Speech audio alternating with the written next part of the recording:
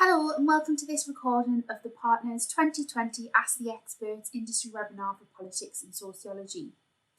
This session was hosted by our careers consultant for the subject area, Ailsa MacLeod, and she was joined by Gareth Davies, town clerk at Berwick upon Tweed, and very recent graduate Amelia Webb, who recently studied Politics and Sociology and completed a placement year at Pop Tart UK. Both of our speakers will be delivering short talks to tell you a little bit more about themselves, their times at university and their careers to date, before Ailsa leads them in a Q&A with some questions that have been provided by you, the partner students. Without any further ado, we're going to hand over to Gareth to tell you a little bit more about himself and his career. Good afternoon, everybody. In a sense, I'm the wrong person to be doing this, in that my career in local government started late in life, and most of my career has been spent outside local government.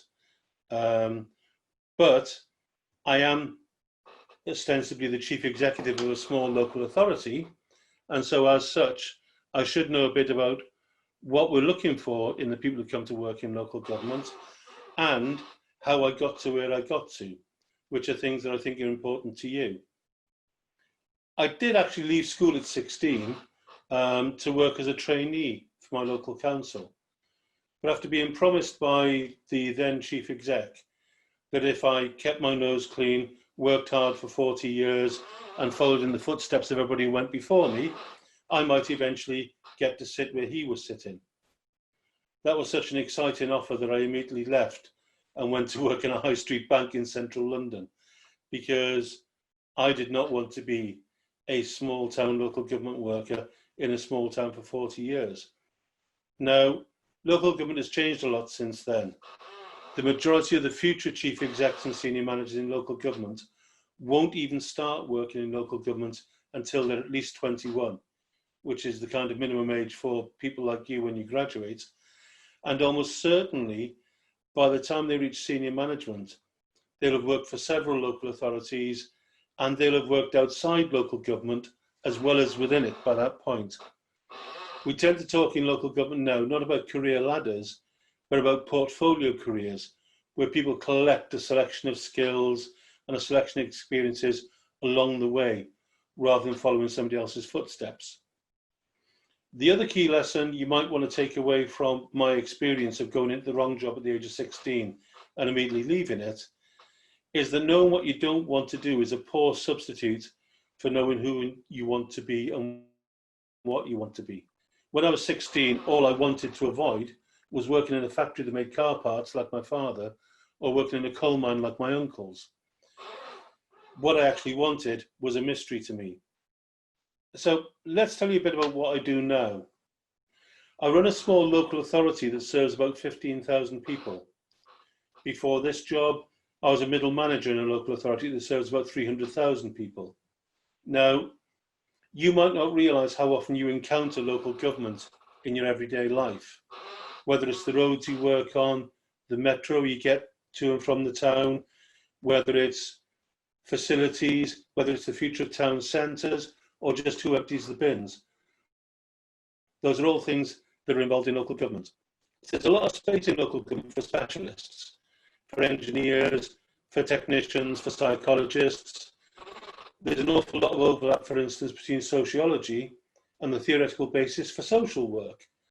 And there is still a career pathway for people with sociology degrees to do a postgraduate course to qualify as social workers. But my specialism isn't one of those. What I've specialised in since I got my law degree as a mature student 20 years ago is in how decisions are made and recorded. But really, I'm a jack of all trades. If you look at my social media, and I think you've got my LinkedIn link, you'll see that I'm just as likely to be swinging a sledgehammer or wandering around in a high-vis jacket as I am to be in my official robes and my official wig. And that's because in local government, there's still a lot of space for expert generalists, people who can move between roles and who have that portfolio of skills, which mean they can learn and learn again and adapt to new jobs as the local authority demands it. So what do I do in my job, actually? A lot of what I do is about people skills. I advise, I coach, I manage, I direct, I interpret. Most of all, though, I hold myself accountable for everything my authority does and for everything we should be doing. That old idea that if you're the boss, then the buck stops with you is really important to me. But I also try to tell my staff that it's important to them. Because like I said earlier, the range of things we do touches every aspect of people's lives. But it means that I have fun. It's not po-faced or serious. Today, I've been making sure that we test the hand sanitizer dispensers that we stuck on our main high street so that visitors to the town feel safe. This time 3 years ago, I've checked. I was busy organising that a Hollywood movie could be shot in Berwick over 3 days. I say Hollywood movie, it actually went straight to Netflix. Nevertheless, the work of trying to organise the road closures, get enough extras lined up and all that of it was also part of my day job. Now, I suppose I should talk about routes into jobs. Remember what I said about I might be the worst person to talk about this because I've had a slightly unusual career? There's a great national trainee scheme for graduates who want to work in local government. Ailsa and the careers team can tell you all about it because they'll have all the details. I got into local government because it was a job that fitted with who I wanted to be now and the skills I had. And that's no different to when I worked in national politics about 15 years ago. I wasn't recruited because of my political knowledge. I was recruited because I had commercial knowledge about how decisions are made, how people make choices, about how you gather evidence about people and the choices they make. And I think that's got to be really important to understand that wanting to work in an area isn't as important as identifying the skills you need to work in that area. It's kind of a joke that having worked in politics, I came into local government, and the thing that actually got me through the selection process was that I was better at spreadsheets than any of the other candidates. So no matter which field you want to work in, whether it's in local government or anywhere, I'd probably argue that having that base level of skills, being good with IT, being able to research, being able to amass evidence is important. And those are the skills that if you're studying sociology or politics, you'll probably learn. Now, one of the things I want you to take away from today is that the job you do at the start of your career isn't going to be the same by the time you end your career. One of the jobs I wanted when I was 16 was to be a town planner. I didn't have the qualifications or the skills, but I didn't know that at the time. These days, town planning is being superseded by an idea of place management and place shaping, which builds a lot on the ideas of sociologists and of thinkers like Jane Jacobs. Now, to understand Jane Jacobs and to apply her ideas, you don't need to be great at geography. You do need to be great at sociology. You do need to be great at research. You need to have the human skills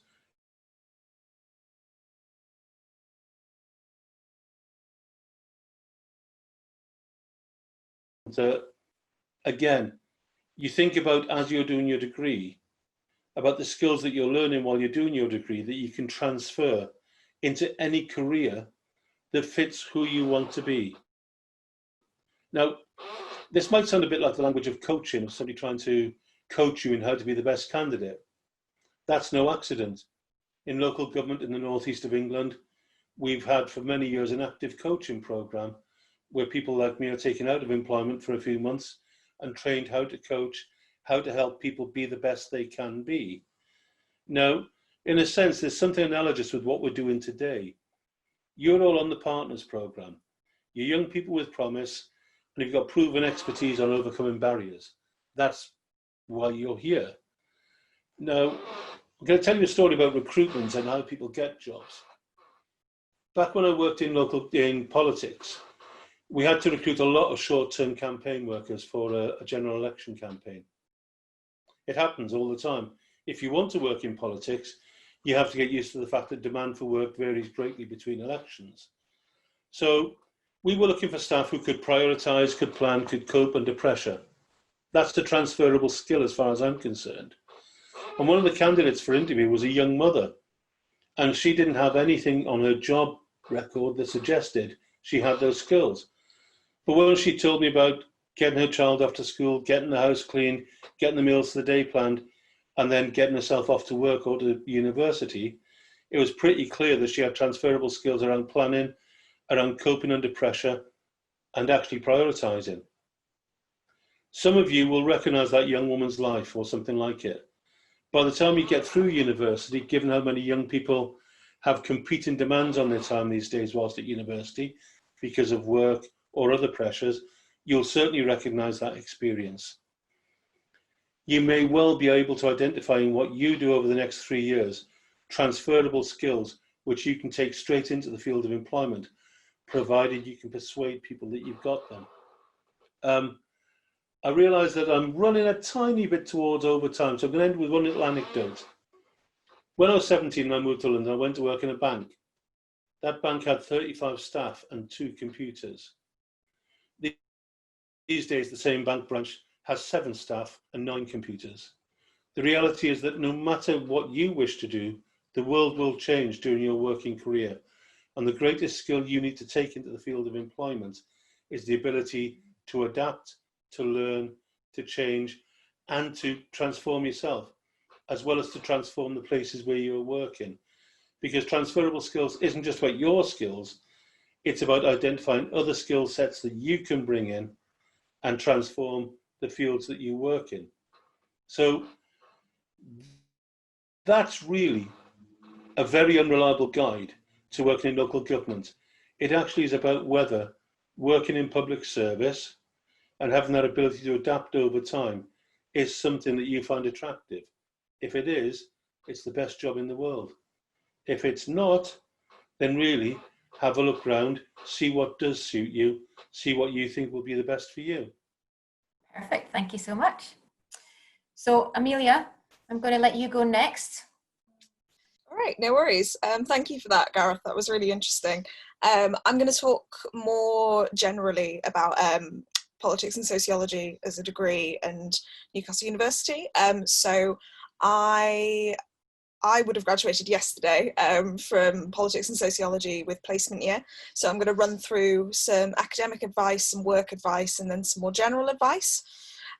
So starting with academic advice, this is all the kinds of things that I wish someone had told me when I was about to start in first year.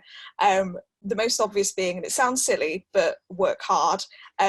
You will enjoy your degree so much more if you are actively engaging with it and you really throw yourself into it, rather than kind of seeing lectures and writing essays and that sort of thing as a chore.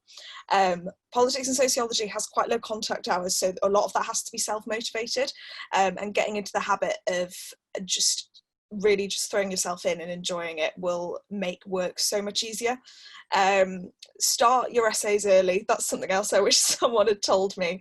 It's not worth the stress of having a sharp turnaround, and you might kind of think like, oh, I've got loads of time, but getting it out of the way and getting it submitted a week or a fortnight ahead of the deadline will just make you feel so much more relaxed, like throughout the whole 3 years. Next thing is to reach out. Like, don't be worried about asking for help. Make the most of your lecturers' office hours. Go and ask them questions and chat to them about course content and stuff. I didn't start doing this until I was in my final year, and I wish that I'd been doing it throughout my degree, because at the end of the day, the lecturers, they're teaching you something that they're really interested in, that they spent years researching and they're really passionate about, and they're always happy to talk further about that topic with someone. And so if you ever do have any questions, don't be scared to reach out to your lecturers and make the most of their office hours. Find your personal tutor straight away when you start in first year, and don't be scared to ask them for support. And if you feel like you're not getting enough support from your personal tutor, don't be scared to ask them for more support, or to see if you can get a different personal tutor. They're always very flexible on that sort of thing. And find out right when you start in first year how extensions work, because you never know when you're going to have a disaster and need to apply for an extension because you're not going to be able to get an essay in on time. Happened to me a couple of times, and I didn't really know the extensions procedure, and it would have been good to have had that understood from day one. Another kind of specific to politics and sociology academic wise is to be critical.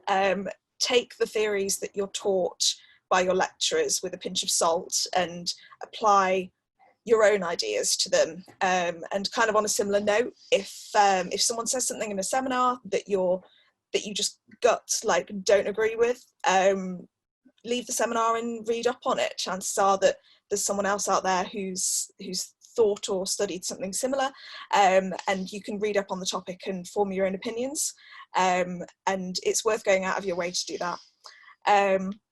And now I'm going to run through a bit of work advice, paid work alongside uni. So I did paid work throughout my degree, just so that I had some extra income and to get some experience and stuff. The first thing I'd say is that all work experience is good work experience. And I mean, Gareth kind of touched on this, but anything you do will be helping to build your skills and help you to earn some extra money. And it doesn't matter if that's like an events job or a bar job or retail, they're all so valuable to have on your CV, and they all have the potential for like really important transferable skills. And like having a role in something like retail or a bar or something like that, just because one of your friends is doing like a very prestigious looking internship, chances are you're getting the same skills from the job that you're doing as they are from theirs, and it's still worth having on your CV. Other work advice is to be proactive. Don't be scared to go to recruitment and networking events, even in first year and second year when you might feel like it's not as relevant. When I went to my first proper networking event at the end of my first year, and it was one organised by a few different companies based in London, and it was specific for LGBT students, and I went to that event, met loads of different people with really interesting backgrounds, and I ended up getting offered a month placement at an office in London, which was like a really good experience, and I really loved it. And I wouldn't have had that experience of doing that placement if I hadn't gone out of my way to go to that recruitment event. And kind of on the same note, reach out to recruiters yourself. Don't be scared of doing that. And if there's a job that you see online that you've applied to and you like really want it, then don't be worried about emailing the recruiter and kind of being like, hi, I just wanted to like express that I'm like particularly interested in this, and like maybe get in touch with their HR to confirm that they got your application and that kind of thing. It's like a little way of like making you stand out. And so now I'm going to talk specifically about placements.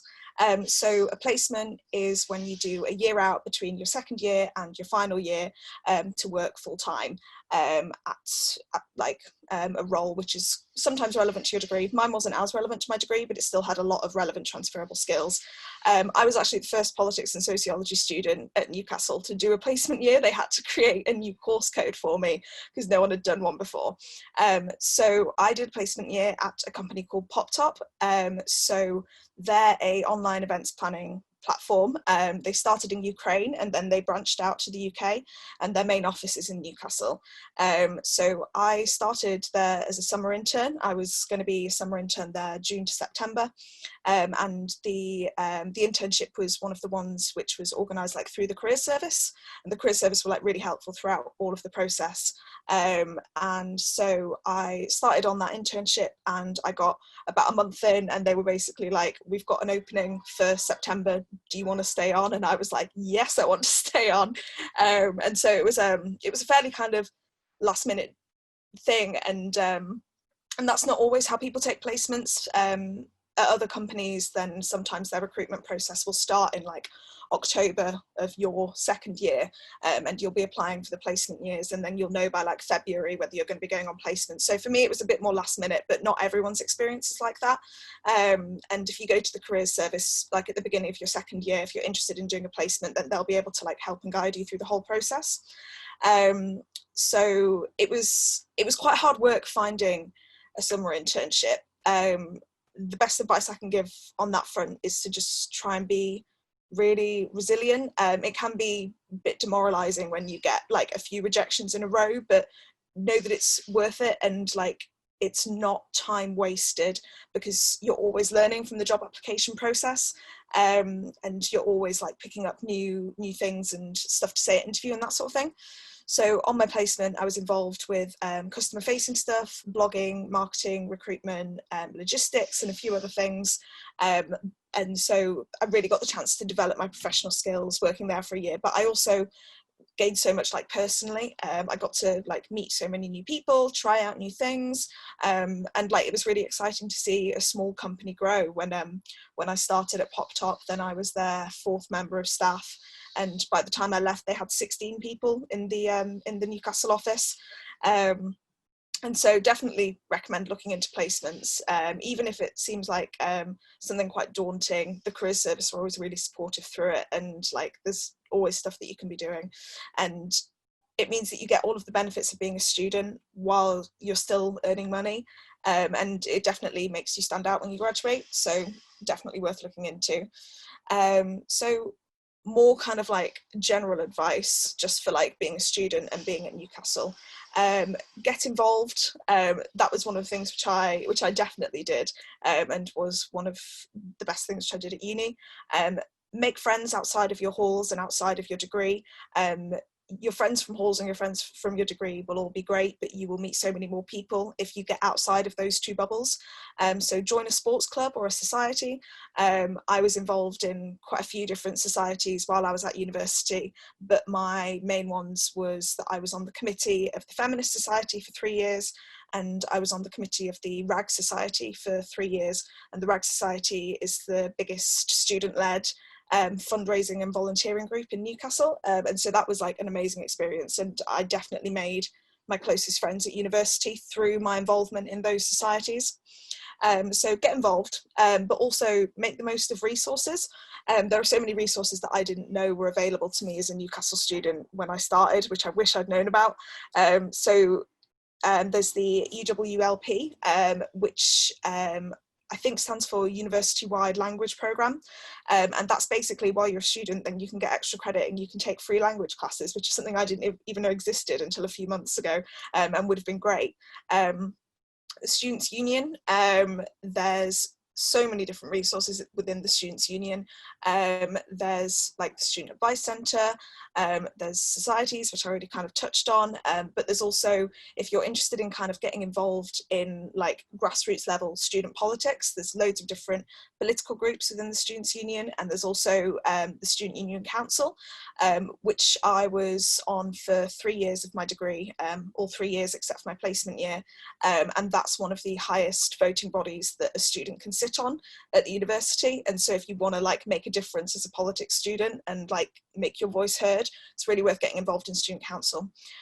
You can also get maths and literacy support through the library, and there's so many good study spaces, so like find a good one and try to make the most of it. So that's like my general advice for being a Newcastle student. So in terms of my current situation, like I said, I would have graduated yesterday. I had a job lined up in February, which was going to be organising your Freshers Week, but obviously, even though there's going to be a Freshers in some capacity, they didn't kind of need the extra people for the organisational side of Freshers, so I lost that job, which was really sad, but like it's a difficult time for like all of the university and students' union staff, so it's completely understandable. And so at the moment that I'm working in a care home, which I'm really, really enjoying. It wasn't what I expected to be doing, but I'm really loving it. And in my notes, I actually have like the same kind of finishing note as Gareth had, which is basically to be adaptable. You never know what's going to happen. There might be a global pandemic a couple of months before you're meant to finish your degree, and it might mean that you lose the job which you had lined up and you have to figure out something else. But if you've built up skills throughout your degree, then you won't have any problems. And so just try to be adaptable, be resilient, and you'll be absolutely fine. And yeah, I think that's everything. Thank you very much, Amelia. So I've got a couple of questions that were emailed to us earlier as well, and I'm going to ask a few questions of you both, if that's okay. Amelia, one was left for you, and it was a lot about the PopTop UK placement. Okay. But I think you might have covered it, but I'll ask you because there's quite a few questions. Yes. Let's make sure we have. Basically, what did it consist of? So you've kind of gone through that. What did you have to do on a day-to-day basis? Mm-hmm. And how did you get your placement? So you already mentioned that you got the placement through the career service support, mm-hmm. Is that right? And it also said, is it a paid placement? So it was a full-time paid placement. So the summer internship was paid for through the university, but then once I finished the internship, then I was just a full-time paid member of staff. Most full-time placement years will be paid. Of my friends who took placements, I don't know any of them who weren't paid. What did I do on a day-to-day basis? My normal routine while I was on placement was I would get up around 8ish. I would do about an hour's work in bed at home. Then I would go into the office, get to the office at about 10 a.m. And then my morning would be like working through all of my emails and ringing back any calls that I had missed from clients. So that was very much like a customer facing kind of role. And then throughout the afternoons, it would be things like, it would be basically like getting stuck in other stuff. So I might have like team meetings. I was quite heavily involved in their recruitment. So I might have like interviews with like potential candidates for jobs for people that they were hiring. I also did quite a few blog posts for the Pop Top blog while I was there. And so I would like be writing blog posts in the afternoon and that kind of thing. Yeah, I think that was like most things which I was doing.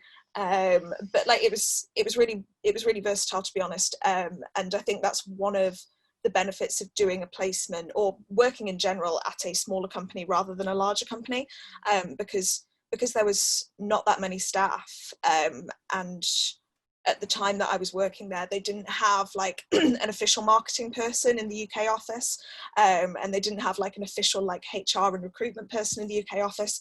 It meant that you could just like get involved with like pretty much everything. Whereas if you do a placement at a bigger company, then sometimes you'll be a bit more restricted because they'll have different people for different roles. And sorry, what were the other questions? No, I think you've got them all because it was paid. You got it through the career service. Yeah, I think just on the back of that, you were right, Amelia. In terms of the career service, we would really recommend everyone gets paid for their placement, especially because it's a year. So always come and see us about that if that was ever a question you needed to ask. There was just one quick question, more Amelia probably again, in terms of societies. How many would you say would be good to join? That's a difficult question to answer. No, it is. So I think in terms of like, if you really want to invest in a society and like get properly involved in it, you can really only do that with 2 or 3. That said, you can very much like dip your toe in and out and like try different societies and stuff. When I joined in first year, then I got involved in loads of societies, and I essentially like went to quite a lot of societies for like the first few weeks, and I was like, FemSoc and the Feminist Society stands out to me as one of the best ones. So like that's the one which I'm probably going to stick with a bit more. And also, I mean, it kind of depends as well, like who you meet at those different societies and stuff. I would say in terms of like making a big commitment to a society and like being on committee as like the secretary or president or anything like that, probably maximum 2 or 3. In terms of like general involvement, honestly, like you can do quite a lot. I would say it might be quite different with sports clubs, because sports clubs require like a bit of a higher level of commitment. I was never involved in any of the sports clubs. I kind of wish I had, looking back on it, but they all had quite a high like level of involvement, even if you were just a regular member rather than like being on committee. One of my old housemates was the treasurer of fencing, and then was the president of fencing, and it was like a huge time commitment for him. And so sports clubs, I would maybe say like 1 or 2 rather than a lot more than that. So, but societies are like a great way to kind of develop your skills and meet new people and stuff. So like, yeah, they are, especially for meeting people, aren't they? As you said, outside your kind of hall bubble and your course bubble as well. Exactly. So even if you only have time to just join one because you've got like other commitments, it's still worth doing. So you both mentioned kind of there as well about this, and Gareth used the word portfolio skills, like you develop different things and you take the chance, you don't know what's going to come up, you develop more skills. You both said you interviewed people. So asking you both, what were the skills that made, or what was it that made people stand out to you if it wasn't necessarily their degree, or was it their degree, or what makes people stand out basically? Gareth, do you want to go first? Yeah, I mean, touching on the very idea of societies and clubs, is that if I see a CV from a candidate which says they were a member of this society and that society, the question I'll tend to ask them as a supplementary interview is, what did you learn or what did you get out of being a member of that society or that club? Because it's really easy at Freshers Week, I went through it even though I was a mature student, to join lots of clubs and societies. And then all you've got is a membership card at the bottom of your drawer at the end of the year. Within about 4 weeks, I'd quickly sort of narrowed mine down to 2.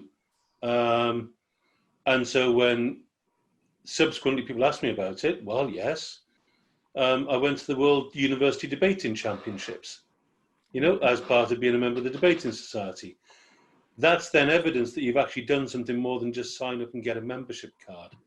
And that's what recruiters are looking for, is what you got out of it and what insight you can demonstrate about what you learned from it and what that experience taught you.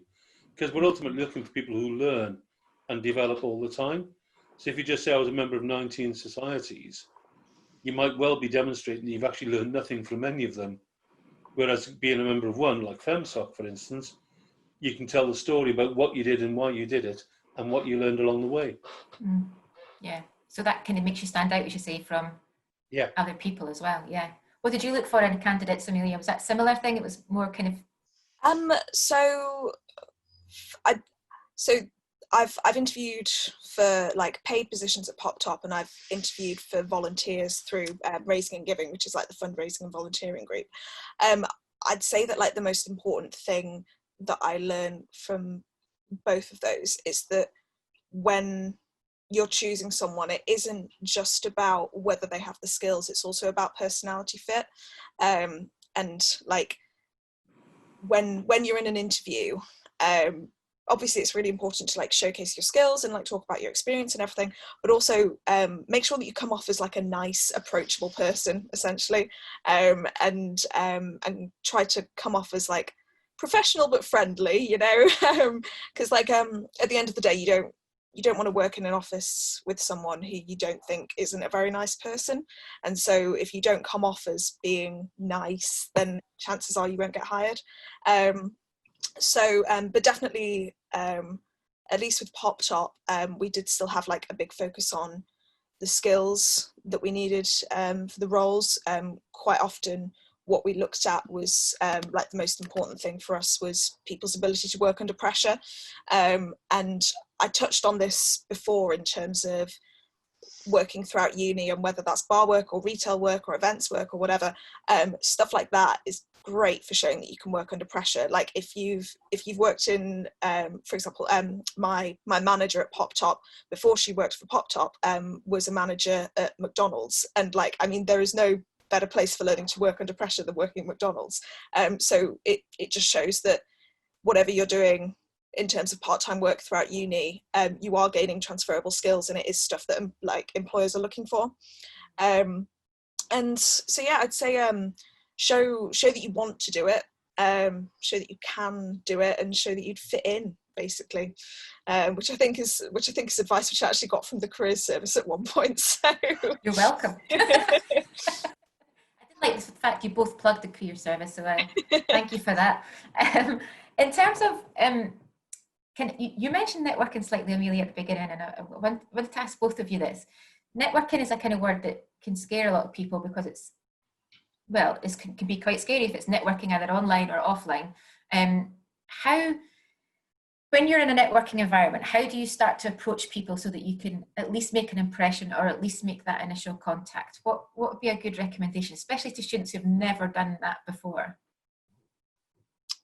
Do you want to go first, Gareth, or would you like me to? I'm told by my colleagues that I'm really good at networking, and I think I'm really bad at it. Okay. First thing first, if you're going to go to a networking event, remember what it is that you are there to tell people. In sales, it's known as the elevator pitch. Yeah. Imagine if you're stuck in a lift with somebody going between the ground floor and the first floor. What do you want them to know about you by the time they've got out of the lift? Now, sometimes that can be something really specific about, I have this great widget which will change your life, please buy it. Sometimes it will be nothing more than, I know what I'm doing, so I'm at a networking event, here's who I am, here's why you'll remember me, and here's what you need to know about me. if I go to conferences, I come back with a pocket full of business cards from people, 95% of which get shredded because I can't remember who they are or why they gave them to me. It's making sure your card is one of the 5% that I remember. And don't forget, recruiters, especially at recruitment fairs, they've been chosen for their ability to do that job. They're not embarrassed by you walking up and introducing yourself and handing them a CV or shaking their hand or giving them a business card. They're delighted that somebody's got their act together and knows what they're doing, and it makes their day. So be prepared to be quite open about that. I am here to see you today because I've heard about your company. You work in a field I want to work in, and I want you to help me have the best chance of working for your company. If you can say that to a recruiter, they will love you. Really, what about you with networking? Yeah, I think I basically agree with everything that Gareth just said. I'm not sure how to say like how to be like quote unquote good at networking, and I don't know whether that's because I've never been I don't know if that's because it's something that's come naturally to me or what. But kind of going back to what I was saying about interviews, being friendly and being yourself, I think is very important. Jumping back to like Pop Top, while I was on placement at Pop Top, then we had a stand at the Career Service Spring Recruitment Fair, and there were two girls who now work for Pop Top who got hired from that Spring Recruitment Fair. One of whom I knew already, and kind of basically came over to me to say hi, and then got chatting to my manager. But be yourself, and if you're the right fit for the company, then you will stand out. And if you're yourself and you don't stand out to them, then you probably wouldn't have enjoyed working for them anyway. And I think, yeah, just following up on what Gareth said, recruiters know what you're there for. Don't be scared to kind of like go over and give them your CV and like ask for like genuine advice for if you're like wanting to work for that company and that sort of thing. Because at the end of the day, they're there to recruit people, and they want to hire people just as much as you want to find a job.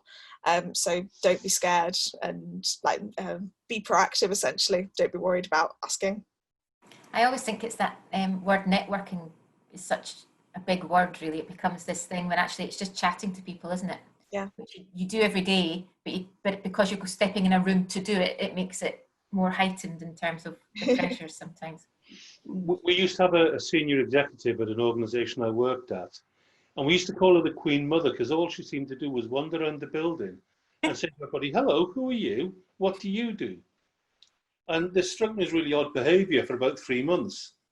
But at the end of 3 months, when we were doing a review of the organisation, she knew who everybody was and what they did. And it turned out she had a little file where she kept encyclopedic notes about everybody that she met. That was really powerful knowledge that helped change the organisation. And I'm glad I wasn't one of the people who was rude to her and said, "Why are you asking?" You know? Yeah. Networking is about knowledge, and knowledge is power in the environment we live in and work in now.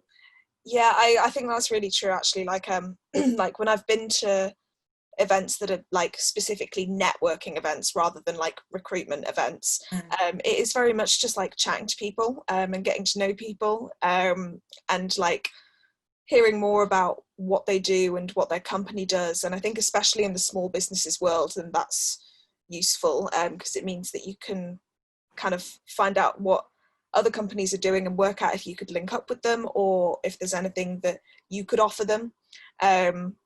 My uncle works in HR, and one of the things that he's always said to me about networking events is like, basically don't go up to someone thinking about what they can give you, but think about what you can give them, essentially, which I think is also quite good advice. Mm-hmm. Definitely. Excellent.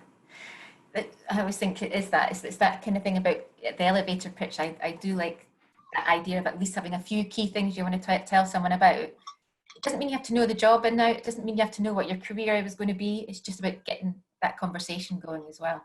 Yeah, good. Okay. In terms of transferable skills, because we've talked about that all kind of round about where you've got them from and how you've got them. In your job now, what do you think is the skill you use the most out of all the things on your day-to-day basis? Which of those transferable skills are the ones you use the most? Time management. Mm. If I could go back to me at university 20 odd years ago, I wish I'd been better at managing my diary. Now, we're talking about paper diaries in those days. You know, when I went to university, I didn't have a mobile phone, although they'd just about been invented. We've got a diary in our hands now every day, a smartphone. But in work, especially, that ability to manage your time and to manage where you are, where you need to be, and who you need to be talking to is absolutely essential. And if I could sit myself down now, it would be doing that thing of populating the diary. Amelia talked about getting started early on assignments and essays and the like. The only way you'll get that right is by actually managing your diary correctly. And that means that thing in your hand with a calendar program on it is going to be your best friend for the next 3 years. It's definitely one they always ask at interviews as well, isn't it, about time management? What about yourself, Amelia? What's the one you think?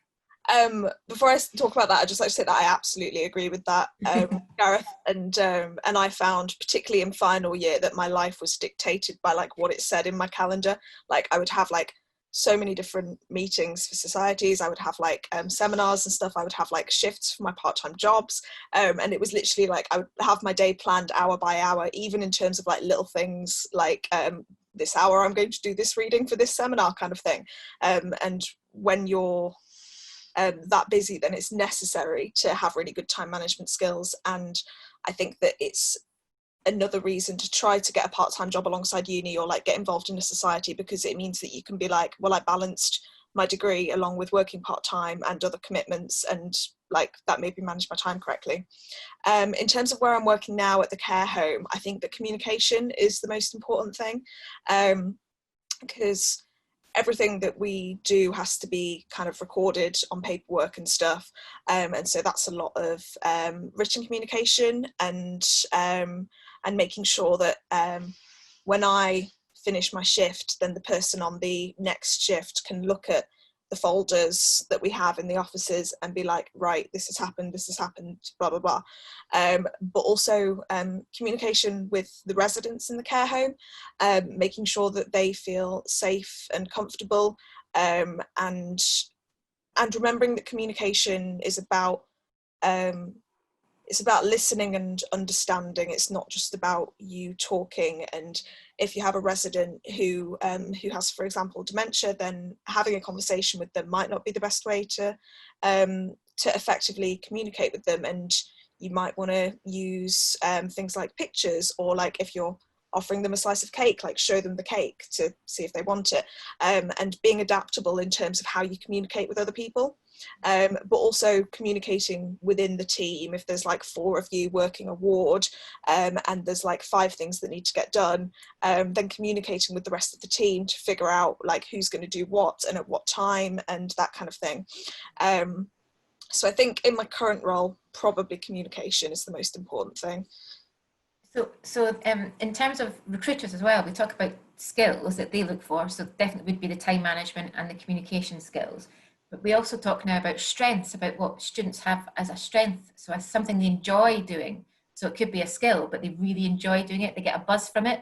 So in your roles, or even in the top one as well, Amelia, what do you get a buzz out of? What's the thing that you really, enjoy doing in your own work right now?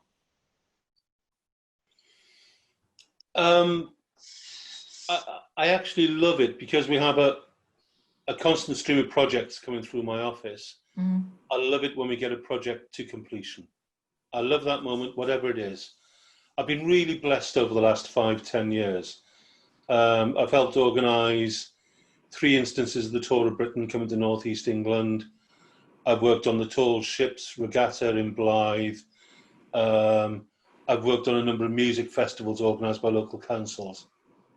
And that moment at about 5 p.m. on the event day when you're just walking round and it's happened, and if I can be blunt, you haven't killed anybody, people look like they've had a good time, that's the best moment in my life. And it can even be the little things, like, for instance, these hand sanitizers I'm talking about. In a COVID-19 environment, being able to say to local residents, don't worry if you've forgotten your hand sanitizer, There's 3 dispensers in the town centre. Just pop along. You can make yourself feel safe. Just seeing something complete and delivered is what I really enjoy. I suppose my strength is getting there no matter what happens. Overcoming obstacles. Pretty much, yeah. What about you, Amelia? Whether it's this job or the placement year, what's the ones that give you the buzz? What happened? I think it's quite general, but like working with people and kind of helping people. I know that sounds like very, very general, but like when I was president of RAG, that was a lot of like people management and like working with lots of different people, and I think basically I just like working with people and talking to people. I think my worst nightmare would be like sitting by myself and having to like work through stuff without having a conversation with someone else about it.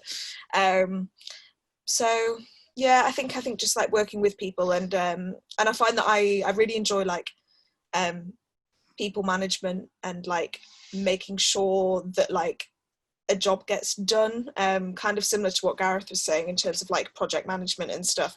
But like if I was running an event for RAG, and it was like we had like 2 or 3 people who were like the main organisers, and then we had like another group of 10 who were like the kind of like sub-organisers, and then we knew that we were going to have like 500 people at the event. That's a lot of like people management, not just in terms of organisation, but also like making sure that everything runs smoothly on the night. And I really enjoyed that sort of thing, just like managing and directing and all that sort of stuff, which in terms of events is like quite an important thing to enjoy, or you'll probably just hate it. So yeah. I think that's the thing as well, when we talk about skills and strengths, if there's something that you're enjoying and part of the job, it motivates you to want to do well, motivates you to do the job. And as you say, bring other team members along as well, isn't it? Excellent. Okay, so I've got one final question for both of you, if this is all right, and I'll go with Gareth first. I'll ask you this question. Considering your time at university and your own career, what one bit of advice would you like to share with the partner students? No matter how good your planning, no matter how good your preparation, the world isn't going to let you get to where you want to be without a struggle. I wanted to be a lawyer. The reality is we overproduce lawyers. For every place as a barrister, as a trainee, there are about 5 or 10 acceptable candidates. But I had a plan B, and the plan B was to go back to working for a living. Not that lawyers don't work for a living, I hate to be saying that, but the plan was to go back to working for a living and to take with me all the things I'd learned along the way. Now, that flexibility and adaptability and that attitude actually saw me build my career to where I am now, and where I'm generally content with who I am and generally content with what I do. Now, that's a blessing. A lot of people do not get to the end of their working career and feel content with what they're doing and feel as if they achieve things when they go to work. But it all starts from, I will make the most of what's in front of me, and I will expect things to change as I go along. Brilliant, thank you. We'll ask the question again, Amelia. I was going to say to be adaptable, but Gareth very much covered that. In which case, my secondary kind of piece of advice would be to be proactive. Go out of your way to to find jobs, to work hard, to make friends. Just being proactive, kind of in every sense of the word, and it will make you happier. It will make you stand out when you come to looking at getting a full-time job, and yeah, just being as proactive as you can and taking your own development and progress into your own hands. Thank you very much. Well, that's the end of our session. It's gone really quickly. Thanks to both of you for doing so much and presenting and telling us all your secrets as well and what's going on. And students, I hope you enjoyed listening to that. I'm sure you got a lot out of it. Good luck. But thank you, Gareth, and thank you, Amelia. No problem. Thank you for having us. You're welcome. Thank you for tuning in to this recording of the Partners 2020 Ask the Expert session. We hope you found the discussion and the presentations from our guests useful and insightful. Remember to stay up to date with further advice from alumni and industry professionals. Subscribe to our Newcastle University Career Service YouTube channel, and you can follow us on our social media channels at NCL Careers on Facebook, Twitter and Instagram. We hope to see you in September. Good luck and take care.